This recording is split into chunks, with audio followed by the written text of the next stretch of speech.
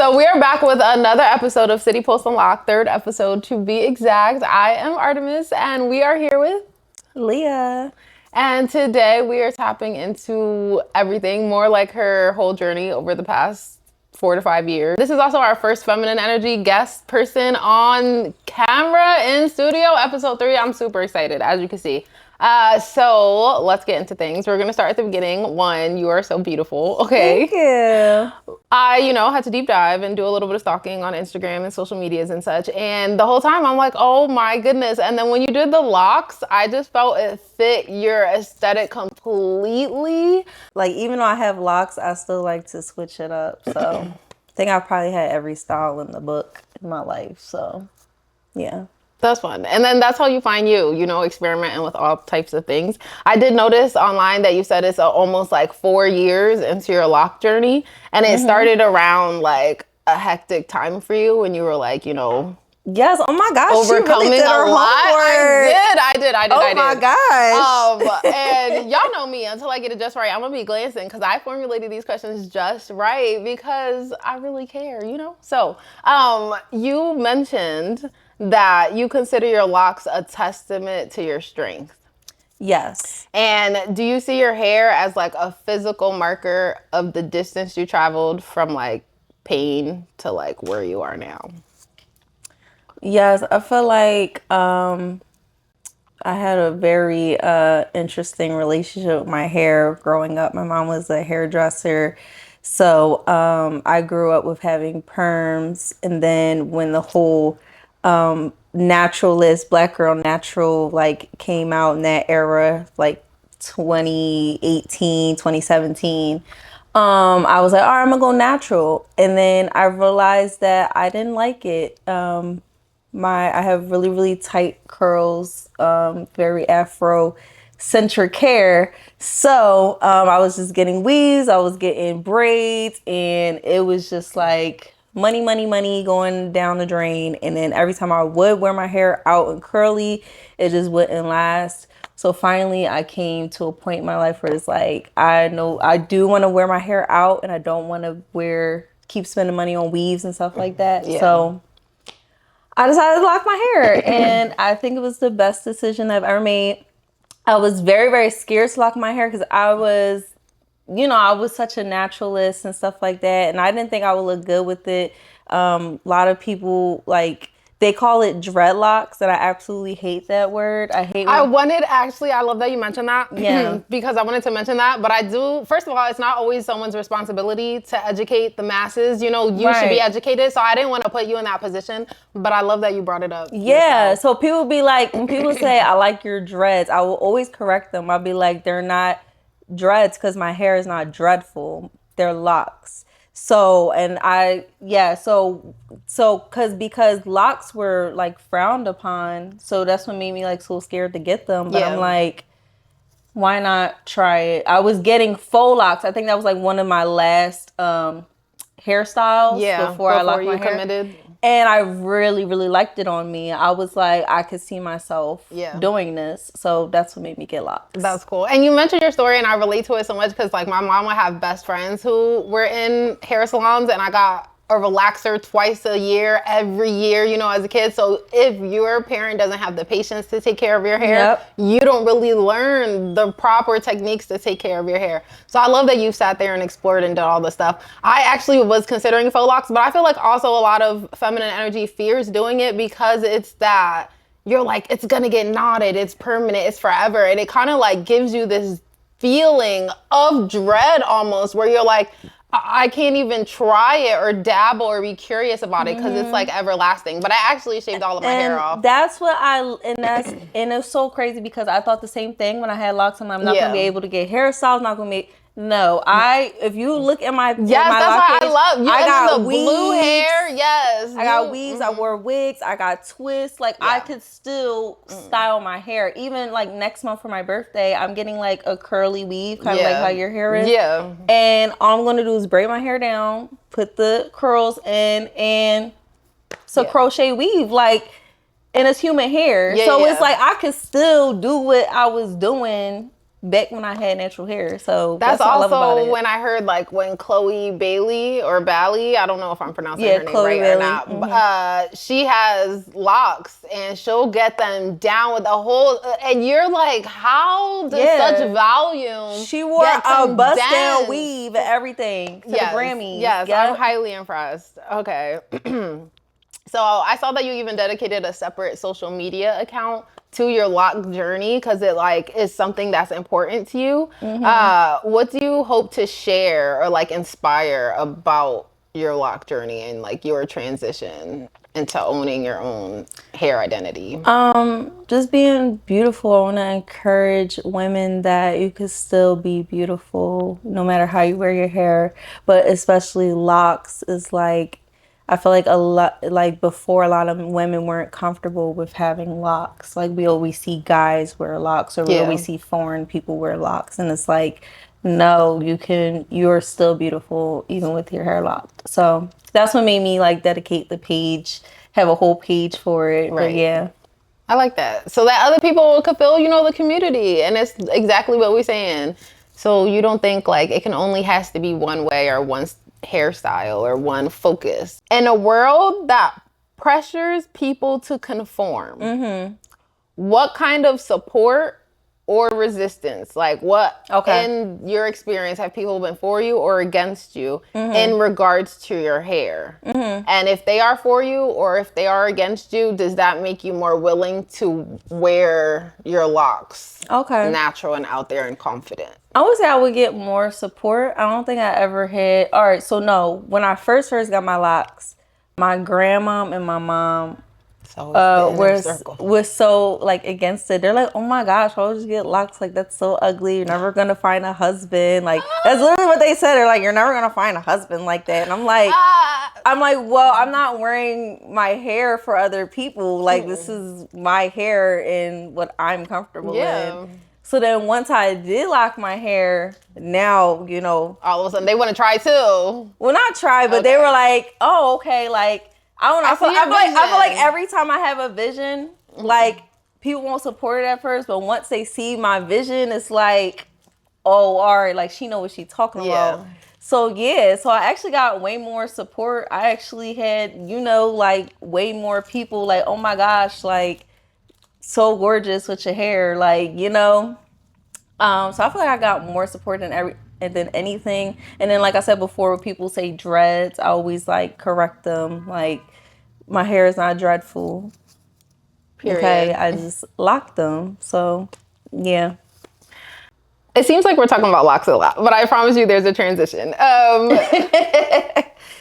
With your lock journey, because it's a long-term process with hair, finding your hair, like those of you who know, who have been through the natural hair process know, like it's not just overnight your curls magically happen. So if you think, you're trying to get behind it or you're trying to start your natural hair process, it is a process. So in the process of committing to growing your hair long-term and being healthy and being natural, do you think that type of commitment and dedication help carry into like your real estate career and your like music career? It did, because one, it saves me a lot of time. When I had natural hair, I spent a lot of time on my hair, like getting it done, doing the twist outs, washing it, styling it. You know what I'm saying? Like literally, I just put on a bonnet at nighttime. When I get up every single day, pull off the bonnet and my hair is done. So I feel like, yes, it saves me a lot of time in my lifetime period ever since I got locks. Yeah. And talking more about music, for those of you who don't know, multi-hyphenated woman right here, right? Very multi-hyphenated. So we're gonna pass over a few titles, but starting in the beginning, or what I consider the beginning, can you share a bit about your musical background and what inspired you to start creating music? Yeah, so I've been singing since I was 6 years old. I first got on stage at a family reunion and I wanted to sing Crazy in Love by Beyonce. And that's when I knew that I wanted to be a singer. Yes. Like I just was like, oh my gosh, like I really just did that. And then I started like writing music every time I was like sad. Like it was like a venting space for me. Like back when I was in middle school, high school, that's when I was like writing a lot more. I used to like write books and stuff when I was in elementary school. So like I really used to just really love to write a lot. I would write poetry and then turn into songs. Or if I like got into arguments with my friends or my mom or something like that, I'm writing a song about it. Like it's yeah. And then fast forward when I was 18, I started seeing a therapist and she knew how to play the ukulele. Okay. And she was like, do you ever write any happy songs? I said, no, all my songs be sad. I feel that to my core. People have asked me that. And I'm like, So I made my first happy songs actually at the end of my album. It's called the bonus song, Ideal Day. And that was literally my first happy song I've ever wrote. And it made me just write music a different way. So I put out my first album in 2022 on my mother's birthday. I remember I was with my ex at the time, and he was an artist as well. He was a rapper. And he told me, he basically like tried to discourage me from like not recording music. Cause I recorded my first song in 2017 and it wasn't really good. I never like put it out. So this is like, I'm just used to writing music and singing it. I've never like recorded it. yeah. So once I started recording, the songs were just trash. But you know, you gotta start from somewhere. Like, yes, it's a growing process. It's a growing process. Like it's different from when your voice is live versus from when you're in the studio in the booth. So my ex-boyfriend was like, yeah, you're not ready to be a recording artist. And is he a recording artist? Yeah. Okay. He was recording, like he was a rapper. Okay. And I was like, okay. But so I recorded my first album without him. And he did direct my like first music video. But the Jon that he engineered was so bad. So I had to fire him and go to a different engineer, and my album came out fire. Oh, perfect. And I started getting booked for shows around the city, stuff like that. So he wasn't getting booked for shows. So I just was like, I love when haters like give me what's due to them. Yes, like, give me that motivation. Like I feel like if it wasn't for that motivation, let me know that I wasn't ready to be a recording artist. Yeah, I had to fail sometimes, but I made a fire album. Yeah. Eventually. And what I heard from that is basically we thrive in the environments that are best for us. Yeah. So he trying to talk, but it's like you weren't building me anywhere. And now, like you said, book for shows. I did peep you on the R&B After Dark, like, you know, stage. And then you had the whole, like, I don't know. The band. Just, yes, the setup, the lights, the glow, okay? And that's something you could really tell, okay? Because remember, I said I stalked her Instagram. From the beginning to now, you could just see a glow about you as time has moved on. Like, I love that for you. You were mentioning, though, that you do sing and do write. I do relate to that. I also wrote poetry and write music and such. What is your creative process? Would you say it's like you start with the melody and then you dive into something else? So I listen to like a beat first. This is how like I write my songs. So I'll listen to like a nice beat. Well, okay. And then I'll start coming up. I'm more like a freestyle melody person. I'll make a melody based on the beat. And then based on what I'm saying, if I'm saying like jumble-ish stuff, I can make words to it. Once I listen back, I'll listen back to what the melody was. And I'm like, oh, okay, this reminds me of this story, or I want to make a story about this. Yeah. And then that's how I come up with my song. So the words will come like very last. Okay. Which is fine, because honestly with some songs, I don't even listen to the lyrics. Because I'm just, you know, trying to feel the vibe. And then someone's like, can you believe they said that? And I'm like, oh no, I need you to run it back. Right. Because the lyrics didn't register right away. So you do have, you mentioned a music video out, you have 2 albums out. I saw you have 2 singles out.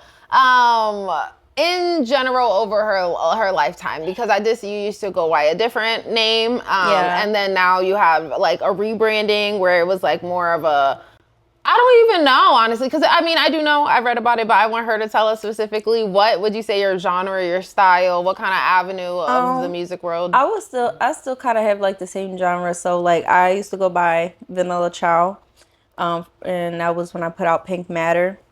And I will say I'm multi-genre. I feel like I specialize in disco, but I do like R&B, I do hip hop. It just depends. Like I listen to all different types of music, so like I don't feel like I just have one genre. Okay. But if I had to choose, I always say like alternative R&B. Okay. That's like where if you want to sum it up into one word. And then I would say it's the same thing for like Leah Cierra. So I transitioned into Leah Cierra because back when I was Vanilla Child, I just was a party girl. I was drinking a lot, going through, multiple heartbreaks at the time, stuff like that. So I just feel like I was in a very broken place at the time. Like nothing against Vanilla Child as an artist was great, but me as a person at the time wasn't so good. And so once I got this awakening, I had a come to Jesus moment, and I was like, I don't want to be Vanilla Chow because everybody, like all my friends that I used to party with called me Vanilla. And I'm like, I don't identify. That association, yeah. Yeah, that it was that association. I'm like, I don't identify as that person anymore. Right. So I was like, you know what? I'm going to embrace my own name. So my artist name now is Leah Cierra. And that's just, how I came into this world, how God calls me. Yeah. So that's why that came about. And then I decided to have an EP named Newborn. And literally, if you listen to the whole EP, it basically goes in order of how I came to Jesus, how I changed my life around, and then how I minister to other people or how I minister to myself. So that's how that happened. So what has been your most like memorable experience as a recording artist so far? My most memorable experience. I guess when I put out my first album and I threw a listening party, and yeah, everybody just came out And showed support. Yeah, and then like the fact that I get to perform my music, like I get invited to shows and I can just perform my music and just share it with the world. So that's rewarding. I know, that's so cool. Because even like I am a songwriter, so writing my own stuff, just reading back what I wrote sometimes, they're like, how the alliteration hits or like how it's really bouncy. I'm like, I wrote that? Okay. So to hear it on stage or, feel like people connect with it. Because for me, it's hard for me to share my music with other people just because, it's like you said, when you're sad, you're writing, like it's almost like a journal. It's so personal, but I'm really trying to get out of that. Is that something that was easy for you? Were you more like, here, come read my work. Like, let me tell you about my feelings. No. Or was it like, I feel like this is the secret, but I'm going to share it. No, I feel like I needed to, like, if you listen to like my SoundCloud, I feel like those are like my deepest songs on there. Yeah. I feel like it actually makes you look better as an artist. So like one of my inspirations was Frank Ocean. Okay. And I love how he tells a story and he's a little bit vulnerable with like his feelings, like, with him coming out and stuff like that. But I feel like that's why he's my favorite artist, because he's authentically himself. And I feel like if you're not authentically yourself, it's like, why do it? You know what I'm saying? The energy, I know, I agree with that completely because one, just the conversation we've been having so far, I feel like you're so open and vulnerable about your past and your story and like what you've overcome, which makes me want to talk to you more because it is authentic. And I am someone that's like that too. I always am saying authenticity over acceptability. So it's like what's authentic to you, except what makes you acceptable to the crowd. So like I'm so for it. You celebrated your golden birthday this year. So she's turned, for those of you who don't know what a golden birthday is the day you turn matches the day you were born. So basically, she turned 27 on the 27th. What did this birthday feel like? Having so much growth to show in such a short time. 3 years, people will be like, oh, 3 years is forever. Oh, gosh. But looking back, at least being older, I feel like time flies. So 3 years, like, that's nothing. And you have so much to show for it, though. Like, yeah, I feel like this year was like, oh my gosh, like I'm actually like a woman now. I feel it. I feel like what, like you 21 stuff, like, yeah, of course I'm already considered a woman. Yeah. Like I'm a grown up, but I'm like, oh my gosh. Like I remember when I was a little girl. Yeah. And like our parents was like 27, 28, and we think that they're old. Like, you know, they're grown ups. And now we're here, and I'm like, no. I'm like, oh my gosh, I'm a grown up. But I'm a kid. Right. I'm still a kid at heart, but I'm like, dang, like I'm a grown up. There's like no excuses now. You can't go back to mom's house and like not be embarrassed. Like, you know what I'm saying? Like, you can't do that because it's like you almost 30 and you at your mom's house. Like, you can't do that. Like, you at that age now where it's like things are just not acceptable. You know, like I would say like 25 and under, you know, you could get away with some stuff. I agree. 25 is that cap. 25 for me is like adult ground zero. So until you turn 25, you know, that's when you could really start making moves and some stacks. Yeah, but 27 is like, ain't nothing acceptable. You better get your life together and do it now. So, yeah. You heard it here.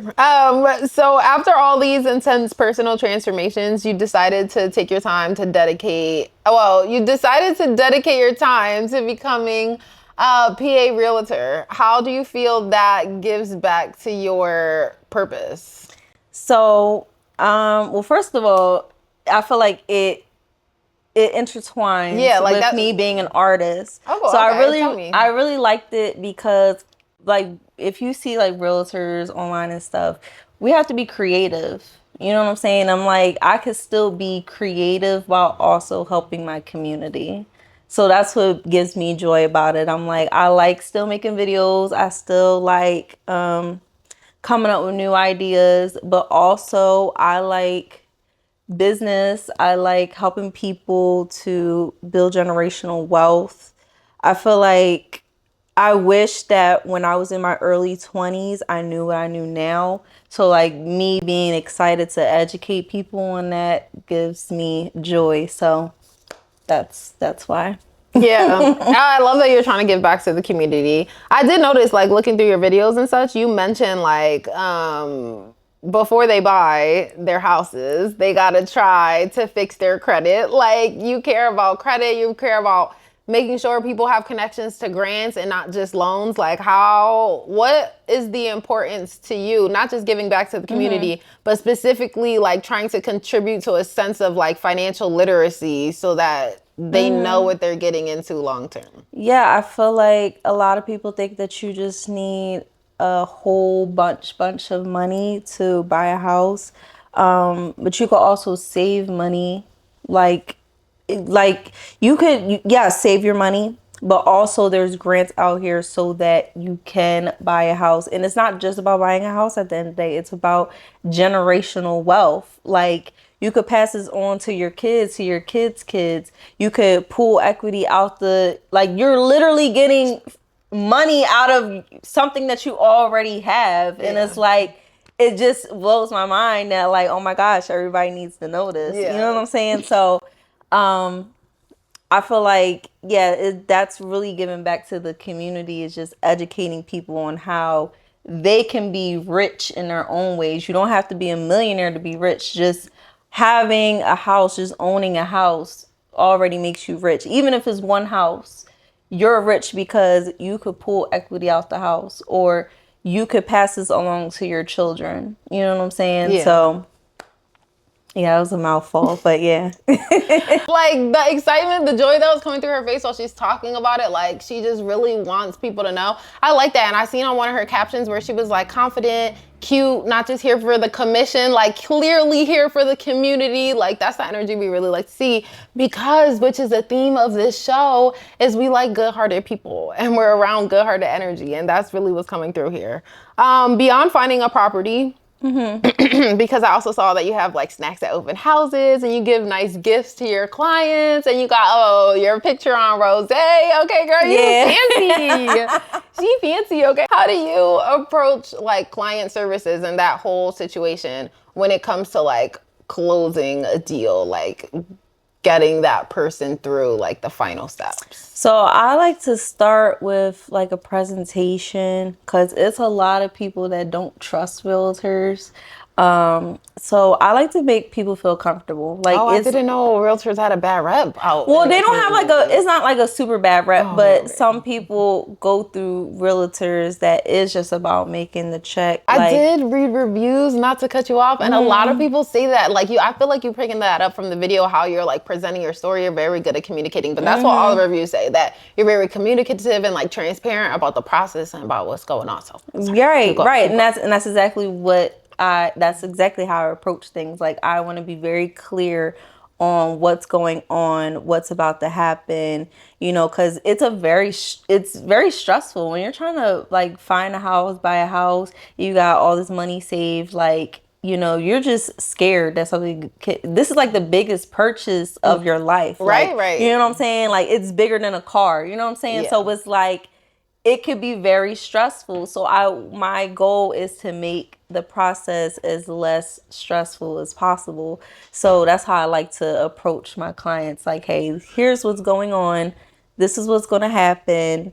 So yeah, I like to just let people know that, cause me personally, I like to treat people how I want to be treated. I'm big on that. I don't like when people don't communicate with me. You know what I'm saying? Like, I need to know what's going on at all times, or it'll drive me crazy. So, I agree 100%. So I don't ever want to make people feel like that. Like, you're gonna know what's going on at all times, even if I'm disrupting your day. I'm like, hey, I just need 2 seconds to let you know this is happening. All right, bye. Like, you know, just so you know you're in the loop. I like that. Exactly, that you're in the loop, because some people, you know, they take a little bit of power and they're a little bit of control, and they're like, well, I'm making decisions on behalf of them so I can do what I please. And I love that you're very much like, I'm the bridge, I might be the middleman, but it's still with whatever is your best interest. Exactly. So. Yep. Because I understand now that you're painting the picture, I'm like, yeah, you got a lot of money, you're trusting some stranger that you know, hopefully met a few times or shopped around a little bit for, and then I'm just like trusting you with $500,000, or you know, however much. I'll be watching those interior shows, so like who knows in Philly what prices even go for. I did notice that you were one of like 13% of realtors who made multiple sales in their first year, which is highly impressive. So congratulations to you. Thank you. Did it, like, for you, was that moment like, I'm exactly where I'm supposed to be? Because I did see somewhere on socials that this was like a dream for you. So already to pass your test, there's a realtor test, right? Yes. Okay. So to pass your test and be like, oh, this is, you know, my dream come true. But then to like have the proof of it, was that like a... Yeah, I studied so hard. I studied for months. How long did you have to go to school for? Was it a hard process? No, so the schooling part is the easiest part. So I did it online because I worked a 9 to 5 at the job at the time, and it took me 11 months to do mine, because I was writing everything down. I was making sure I knew the material. You know what I'm saying? Yeah, like I wanted to sink in. Yeah, because some people just skip through it and then study for the test. Like, no, I want to know what I'm talking about. Yeah. So. And she is also someone who describes herself as like a master in her education. And Aquarius energy in general, like we're not going to stand on a podium and talk about something if we don't know what we're talking about to back up facts. So the fact that she would use vocabulary like that, I genuinely believe it when you say it. Yeah, so I did it while I was working, and then I studied because I've heard horror stories. I always learn off of people's mistakes too. They'll tell me that they took the test like 5-10 times till they got no, we're not doing that. Cause when you gotta redo it, it's $50 per joint. I said, no, we're not doing that. So you mentioned skills like networking and that could be developed through real estate, like negotiating, marketing, relationship building. Have these also helped you in your music career? Like, is there things you've learned in real estate that you're like, oh, I could apply this to this job and vice versa? Yeah. So it started from me being an artist and singing. Literally, all the things that I did as an artist is what I do as a realtor. Yeah. The only difference is numbers are included. You know what I'm saying? But yeah, like basically what I do now, I make marketing videos. I talk to people. I go to different events. Like instead of me, so like, you know, I was always going to party. I told you I used to be a party girl. So like, it's how I know all these people. I'm like, I already know all these people. So I already have a network of people that I can market to. So I'm like, all right, I'll just take that same energy into networking events. So instead of me being a party girl, now I'm a networking girl. Like I go to all these networking events now, and this is how like I get a lot of my business. So that's how I was able to close more than one transaction in my first year, because literally me networking. Because you knew people. I knew people, and then social media. Yeah. So it was kind of like it was a no-brainer for me. Once like I just need to be a realtor because I'm already doing this, and I might as well get paid to do what I'm doing. Yeah. The houses you list are very beautiful homes. Like, what are misconceptions people have about Philadelphia homes? She doesn't only do Philadelphia. I've seen it's like the tri-state area, I believe, or you could clarify that. I do surrounding areas. So I do Delaware County, Montgomery County, and Bucks County as well. So I think from the outside looking in, from people who don't live in Philly, or maybe people who do, you see Philly apartments, all right, and little houses, rundown places. You know, you think Philly wouldn't have these elegant, beautiful homes, but then those are the exact listings that she shows. So like, what other things are people are like, oh, this is this, and you're often having to shut down like, that's not true, or like, what are things you have to debunk? I guess you could say. We have a lot of investors in Philadelphia now. So what I like to tell people is that like some people want to buy something that's already move-in ready, but of course they've raised the price now on something that's just move-in ready. So what I like to tell people is that you can get something, of course, with good bones on it, but we call it lipstick on a pig. So basically, like you could do a lipstick rehab on a property, and you're paying less. You're paying less in your mortgage. You're paying less for the home, and all you have to do is, I guess, pull out an extra loan, or if you saved for your down payment, closing costs, and you get a grant for those closing costs. Because I still encourage people to save for closing costs, even though you're going to get a grant. You could use that same money to do your lipstick.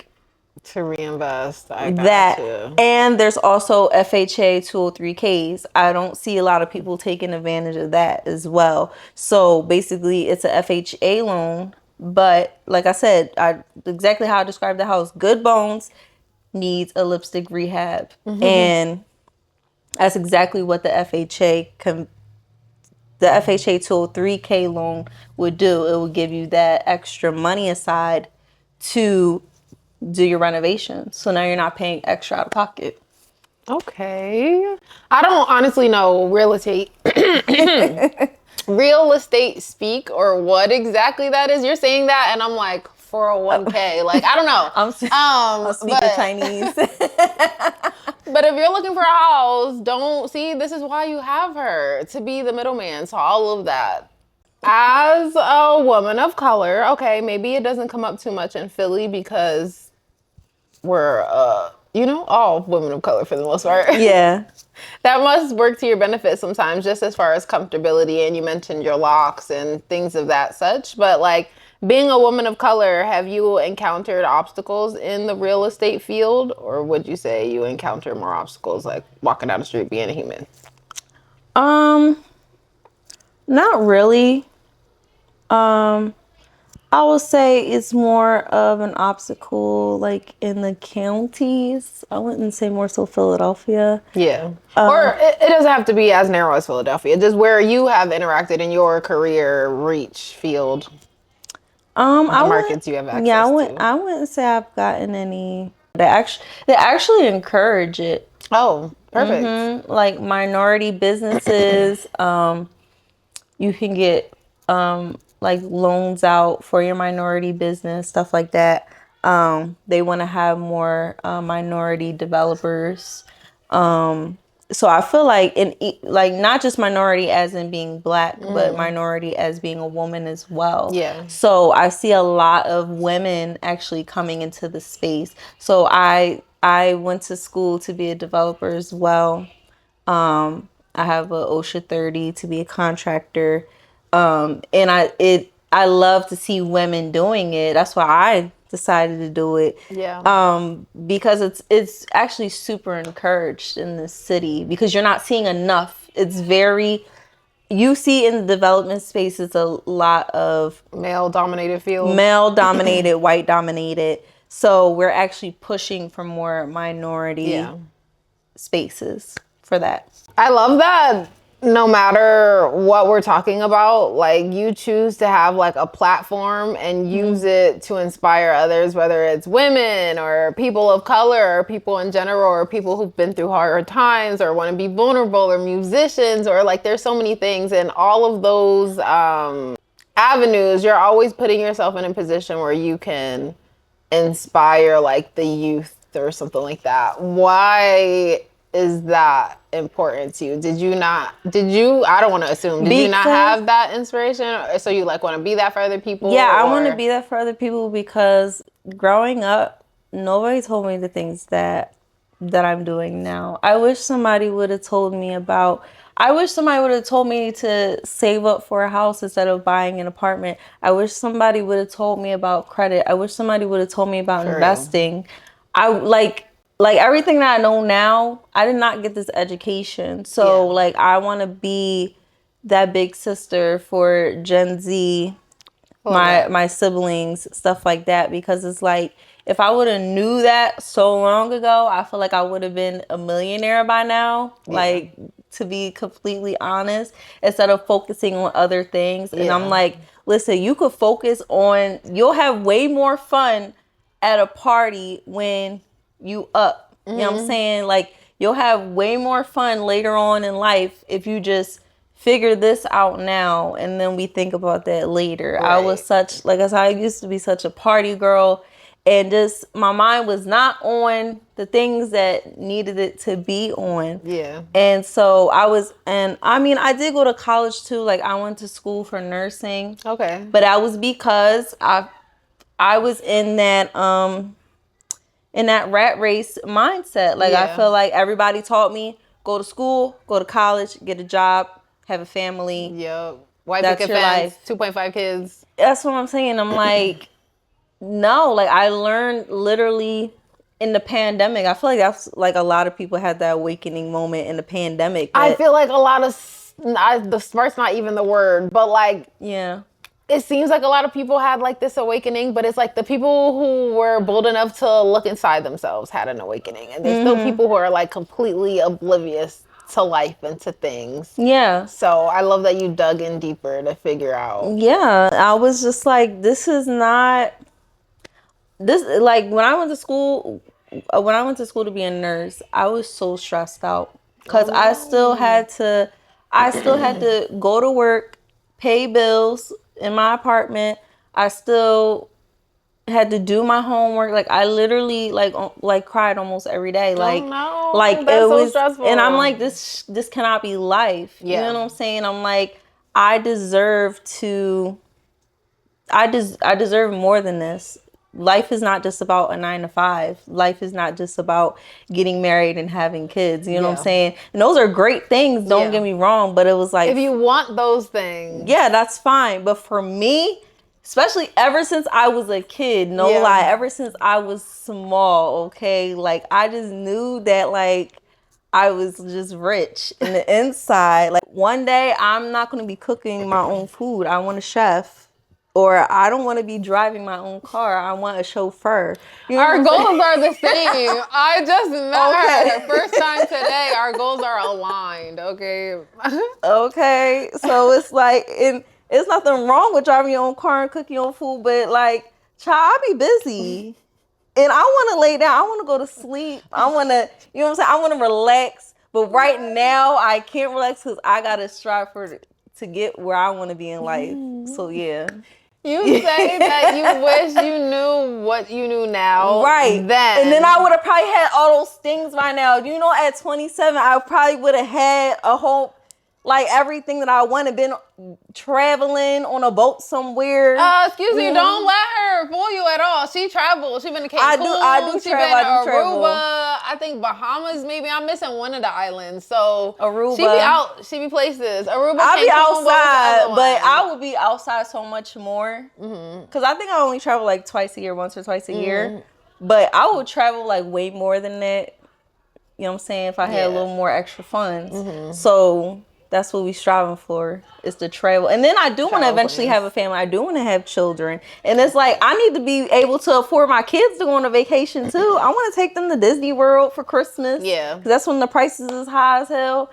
I want to, you know what I'm saying? So it's like, if I would have knew this before, I probably would have had all those things now. But it's okay. We here now. It's God's plan. So you can't rewind in time, unfortunately. No. But you could give other young people advice. What would you tell them to, like, on navigating professional spaces, or is it real estate in general where you're like, sign up for real estate right now if you're unsure about what you should do in life? Everybody sign up for real estate. Or what is the advice given to the youngsters out there? I definitely would say do something real estate wise. You don't have to be a realtor, don't have to be an investor. I would just say save up your money. If you want to get an apartment and you're living with your parents right now, you need to save your money and get a duplex. That's the least you could do. Ooh. Don't buy a single family house, especially if you don't got kids yet. Y'all young people that don't have kids, have an apartment, but make sure you own the apartment. Ooh. Own it. I like that. Own We're having tenants. Okay, because once you do get to your late 20s, 30s, you have so much equity into the property, and then eventually you're going to rent out both units, and then you'll get enough money to buy another house. And then that could be your single family house. Then that could be your family house. But you still got that other property that you make a profit on. So I would say for the young people, yes, do something real estate wise. You don't have to be an investor, don't have to be a realtor, stuff like that. Just buy something. Buy a property before you even buy your first car. Like, ooh, you know what I'm saying? Like, if your parents buy you a car, get that car. But if you buying your own car, no. Put that money into a property. Seriously.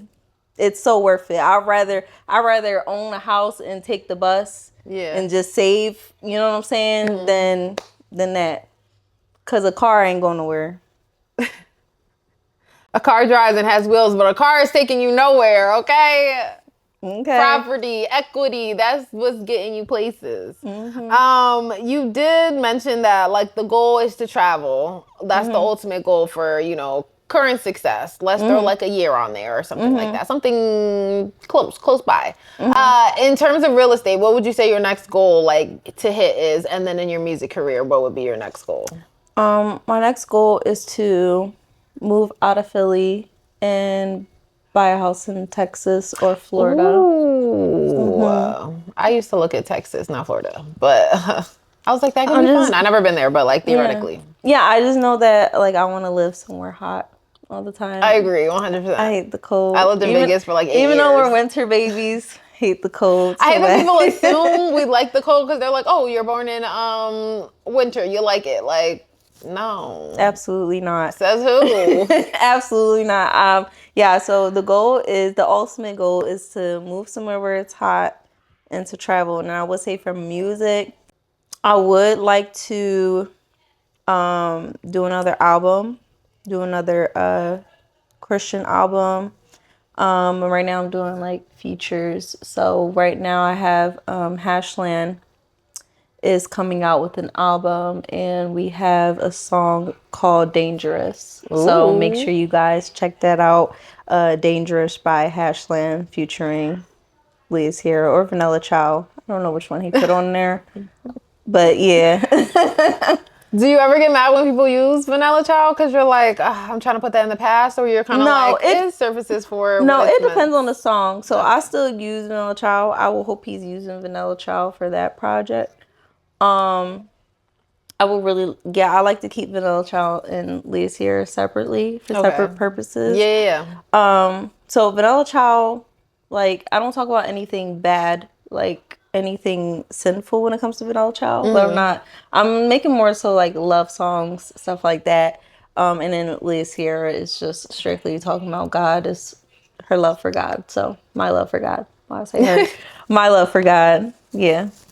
We could talk in third person sometimes. Yeah.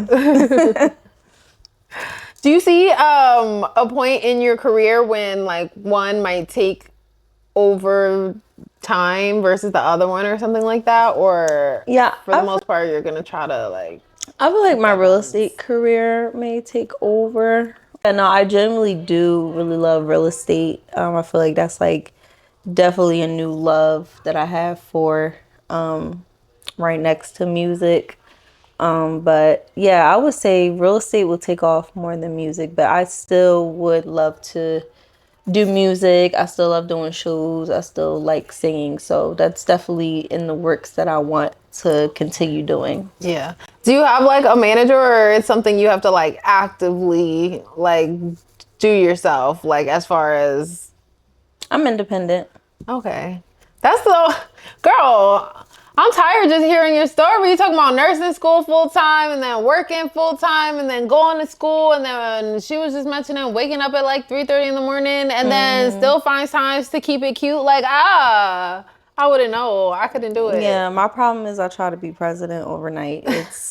It's really bad. Like it's a gift and a curse because I'll be like too busy for my own self, and it's like, oh my gosh, yeah. Like this, all I do is go to work, go to church, exercise, and then I take a lot more classes as well. Like What kind of I'm classes? such a class nerd. All real estate Classes are fun. classes. Oh, okay. Just so you can like learn more about your craft and be on top of Yeah, the so like trends and such. yeah, right now I'm learning general construction. Well, I've been learning about construction for like the past year now. So yeah, because I'm trying to be like a general contractor. Yeah. So you're able to do it all yourself. Do you have to stage homes in order to sell them, or It sometimes? depends. It depends. So like Philly homes not really. The more expensive the home is, like really expensive homes, yes.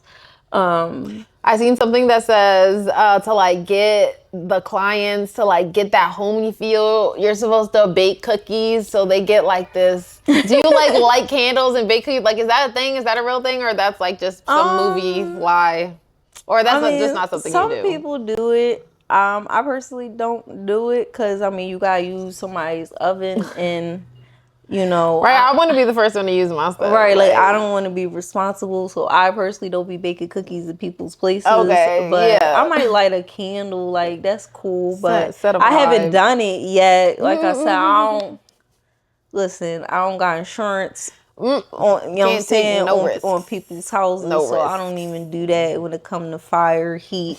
No, because I ain't about to be responsible. So yeah, I feel like it depends on the person. Me personally, no. I will have Yes. some bags of chips and water for you.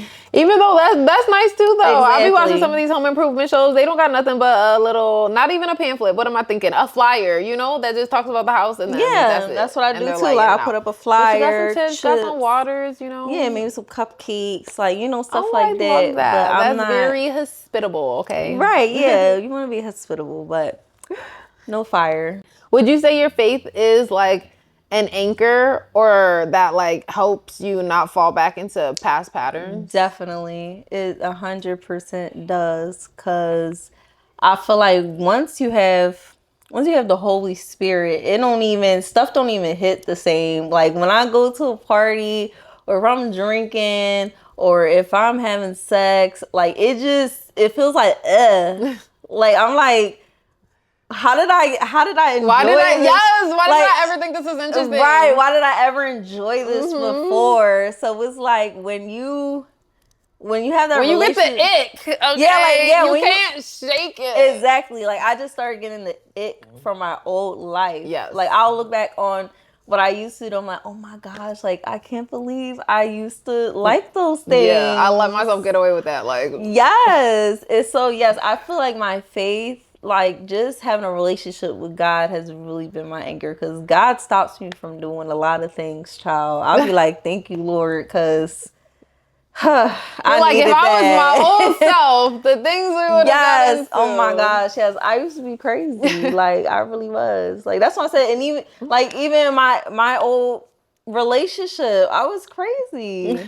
And I'm like, now I have so much like patience, and like I have it helped me with my self-healing so much. Like I'm like, thank you, God, because like and it's so crazy because you feel like you have such a superpower now. Like I feel like I have like this authority and superpower, because like like you can't even do certain things to me no more, and like it would I am by affect no me. means laughing at her. I'm laughing because I know. Yes. Like, some of y'all can hear and be like, what? But I seen on one of your captions, she wrote God's favorite. And I was like, period. Because I know the exact feeling she is talking about. Like, some people say it and you'd be like, ew.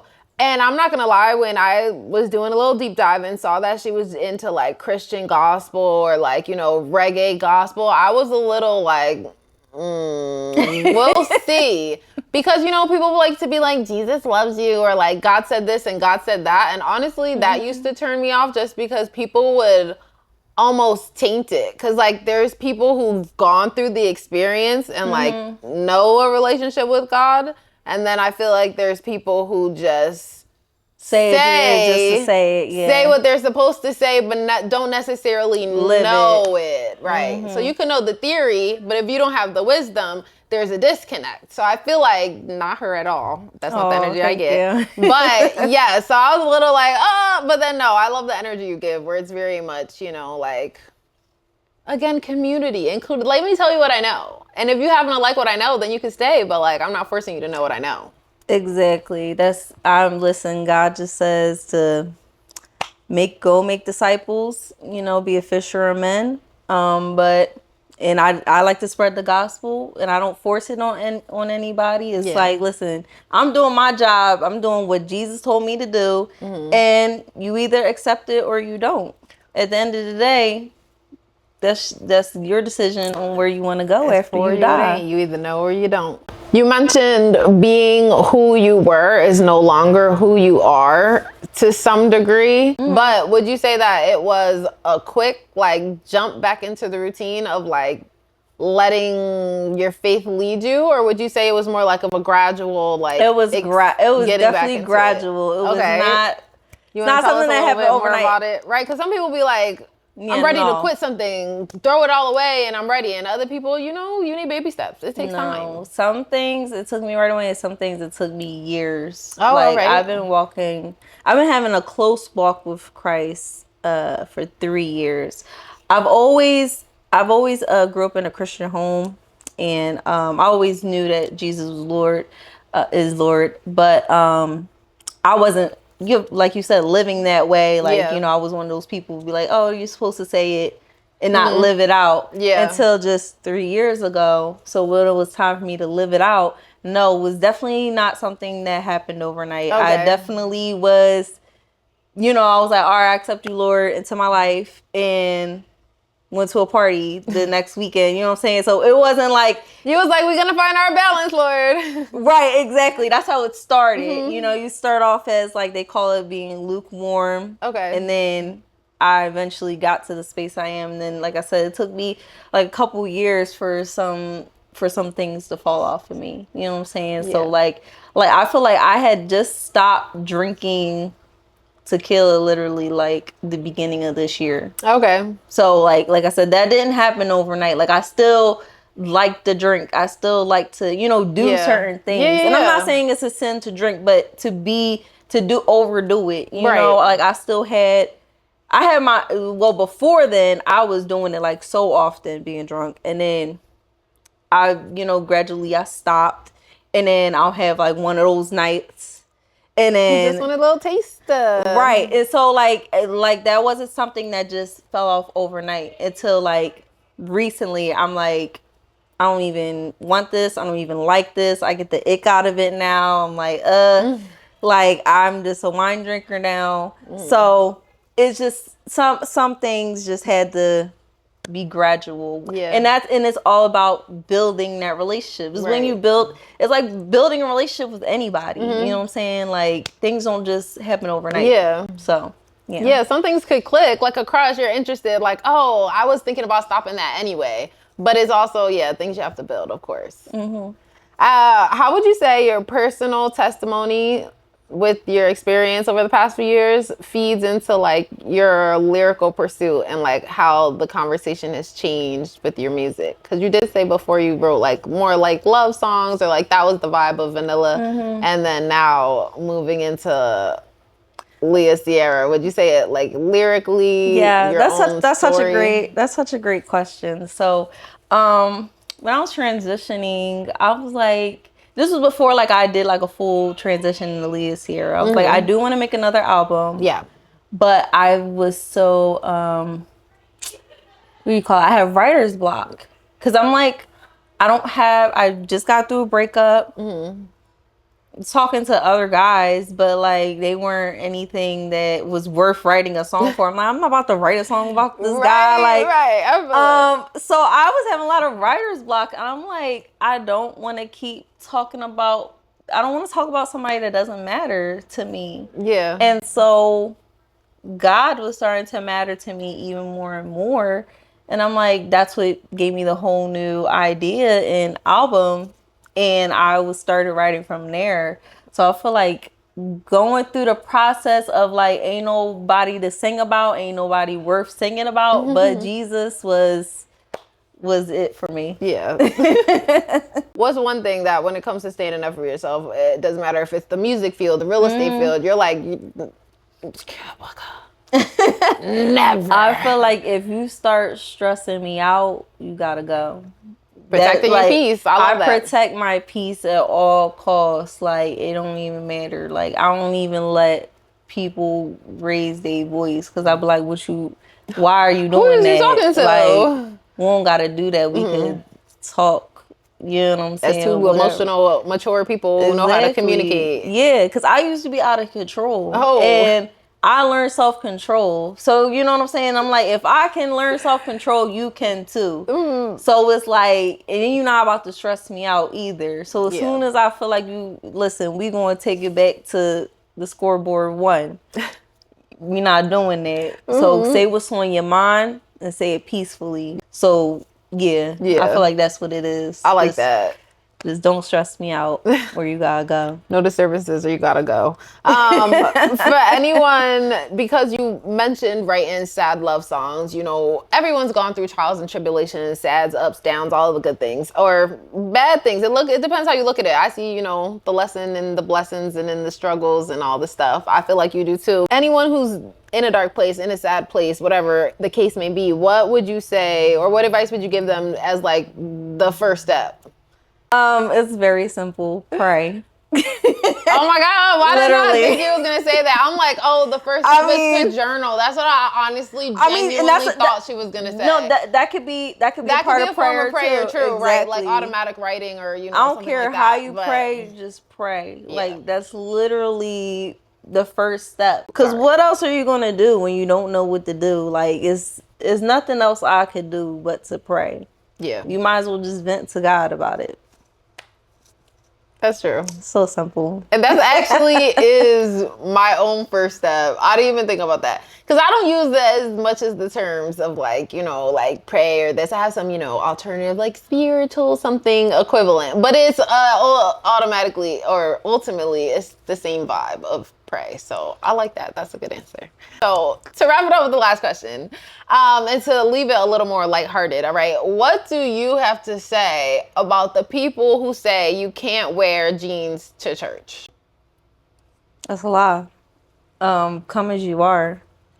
I mean, me personally, I go to City Reach Church, and I love my church because it very stands on come as you are. Like Yeah. literally people come in jeans, sweatpants, sweatshirt. Like I'm used to going to church where everybody wearing a two-piece suit and a dress. Yes. No, my church is not dressed And like she that at will go all. down like that though. I did peep on the Instagram. You have this cute like white top with like this burnt orange pantsuit. It made you look so tan and glowy. I was Thank like, that is you. super cute. But then I also seen her in like jean shorts with like high tops and like a tee, you know, very casual, but the fit said on the way to church. So I like that. Yeah. So I feel like come as you are. And it's like if you're uncomfortable at a church, like and listen, I like to dress up too. Sometimes I do go to church dressed up. But it's like that's not the vibe that the church gives. Like you don't feel like you have to. It's so many times where I invited somebody to church and their excuses be like, I don't have anything to wear to church. And it's like, yes you do. Come as you are. Like because you know people be like, oh, come as you are, and then you show up and they're like, honey, God wouldn't guess you don't care about God if you're not dressing up, you know. And it's like my church don't do that, so I love that. Yeah. And I love that there's like new age churches and different conversations and just different styles. So if you're curious about God or you're interested, no one's promoting or pushing or nothing, but if you had questions and curiosities, go ahead and go explore. But this is Study False Unlocked, episode 3. We are here with the gorgeous Leah. And until next time, bye. Bye.